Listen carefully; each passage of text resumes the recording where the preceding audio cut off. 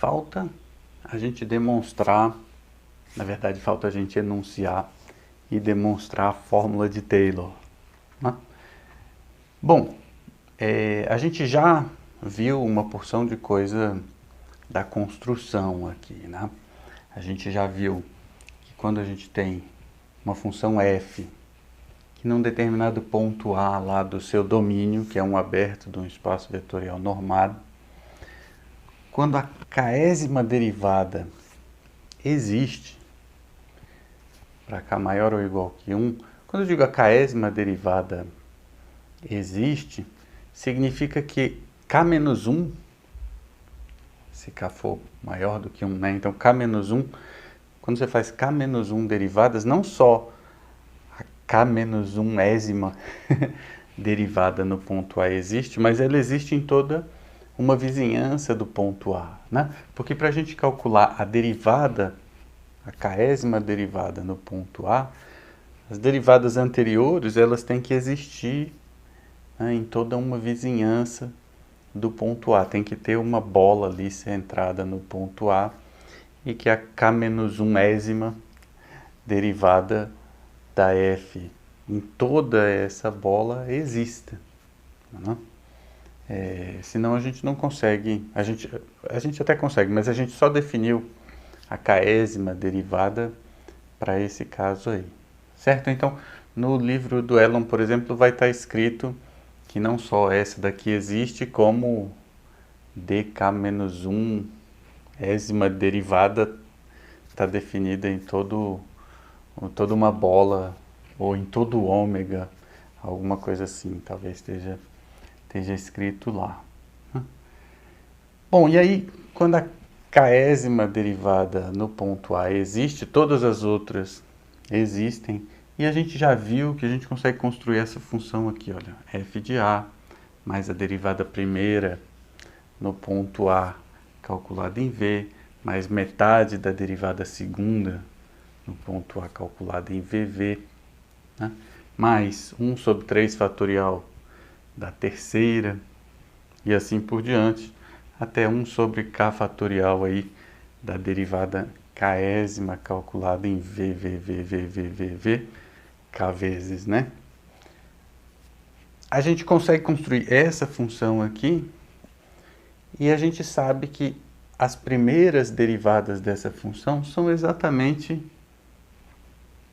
as primeiras k derivadas dessa função são as primeiras k derivadas da função f. Uma coisa interessante é que esse pedaço aqui, ele está definido em todo E, não é só em ômega, né? Essa é uma coisa interessante. Bom, então f e essa espécie de polinômio aqui, eles têm as primeiras k derivadas iguais. E o valor da função no ponto A também é igual, né? Como se fosse assim, a zerésima derivada também é igual, né? E aí sobra um resto. Isso aqui a gente sempre pode fazer. Você pode escrever qualquer função igual a qualquer outra função, mais a diferença entre elas, né? O teorema aqui é uma afirmação sobre esse resto. Esse resto ele é um resto em algum sentido bom, né? Bom como assim? Olha só. Quando V vai para zero, esse ρ de V aí, ele vai bem rápido para zero. Ele vai mais rápido para zero do que a norma de V elevada a k, né? Essa é a afirmação do teorema, né?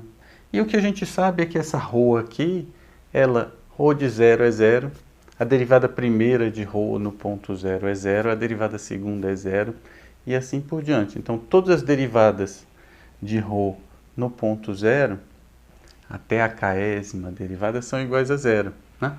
Porque a derivada desse pedaço é igual à derivada desse pedaço aqui, as késima primeiras derivadas, né? Então, as késimas primeiras derivadas de ρ são zero, e ρ de zero é zero, né? Então, na verdade, a gente pode trocar todo esse teorema por esse lema aqui. Se ρ de zero é zero, a derivada primeira de ρ no ponto zero é zero, e assim por diante até a derivada késima de ρ no ponto zero é zero. Então ρ satisfaz isso. É isso que a gente vai mostrar. Certo? Eu vou apagar lá em cima então e deixar só essa conclusão aqui que a gente quer chegar, certo?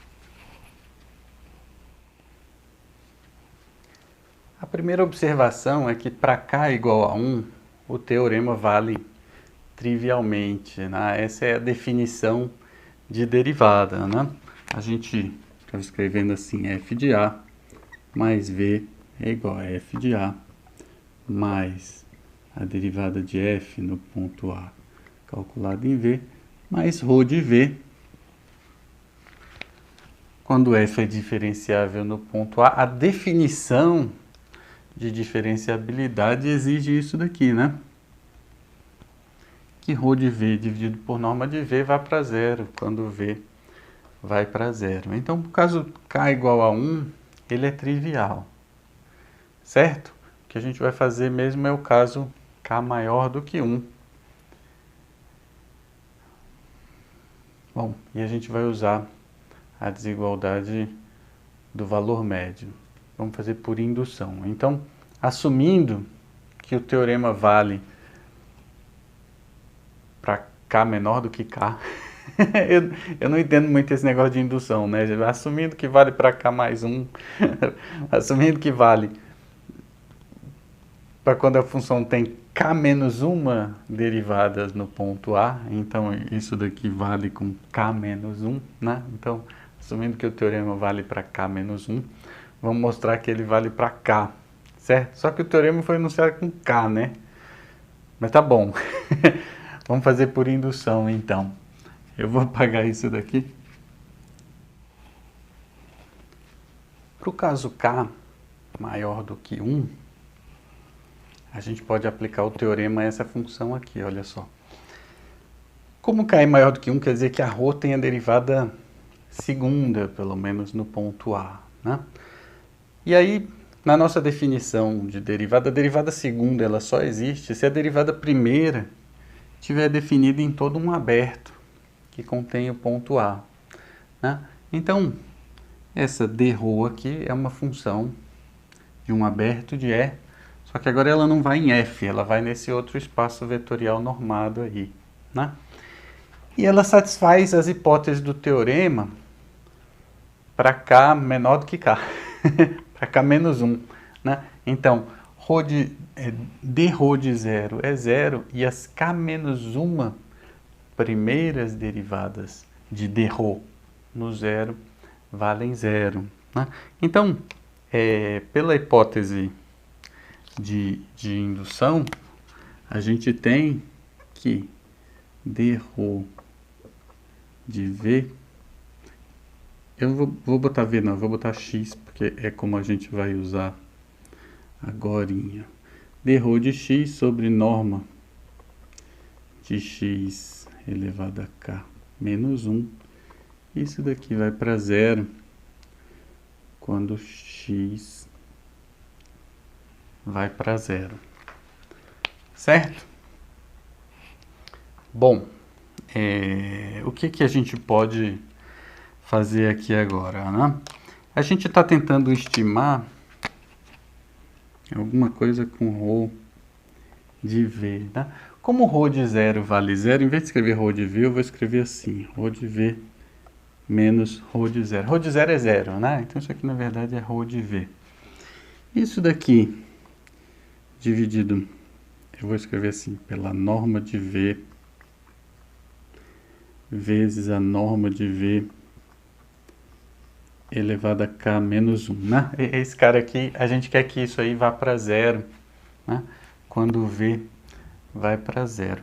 Isso daqui é menor ou igual que o supremo de norma aqui vai ficar olhando só essa parte aqui, né? Vai ficar 1 sobre norma e aqui a derivada de ρ em x dividido pela norma de V elevado a K menos 1, onde x pertence a esse intervalo aqui de 0 até V, né? Essa é a desigualdade do valor médio, e a gente pode usar porque ρ está definida aí em toda uma vizinhança, né? ρ está definida aqui em cima, D de ρ está definida aqui em todos esses segmentos de reta, né? Bom, o que acontece aqui, bom, essa desigualdade, ela vale sempre aí, e o que acontece é que V é maior do que x, né? Então isso daqui é menor ou igual, isso daqui é menor ou igual que o supremo para x pertencente ao mesmo lugar aí, da norma de dρ de x sobre norma de x elevado a k menos 1. E a gente já viu que quando x vai para zero, isso daqui vai para zero, né? E como x é menor do que v, né? Então quando v vai para zero, isso daqui vai para zero. E aí a gente termina a demonstração. Certo? Eu queria só fazer um exemplo, que eu nem vou fazer, mas eu vou só mencionar.